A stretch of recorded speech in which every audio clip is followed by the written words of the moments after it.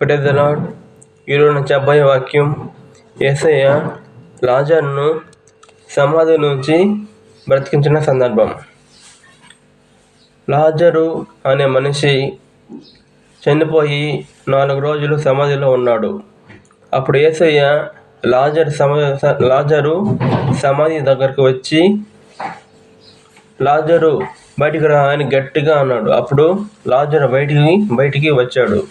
ఆయన ముఖమునకు రుమాలు, పేటి వస్త్రాలు కట్టి ఉన్నాయి.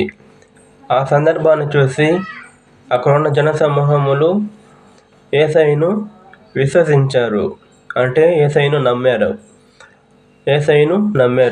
యేసయ్యకు అసాధ్యమైనది ఏది లేదు, ఆయన చేయలేనిది ఏది లేదు.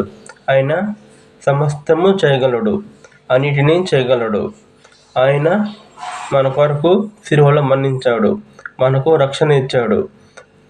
మనకు సమస్యలు ఉంటాయి. ఆ సమస్యలన్నిటినీ యేసయ్యను అడిగితే యేసయ్య మనకు సహాయం చేస్తాడు. మనము యేసయ్యను అడగాలి, యేసయ్యకు ప్రార్థన చేయాలి.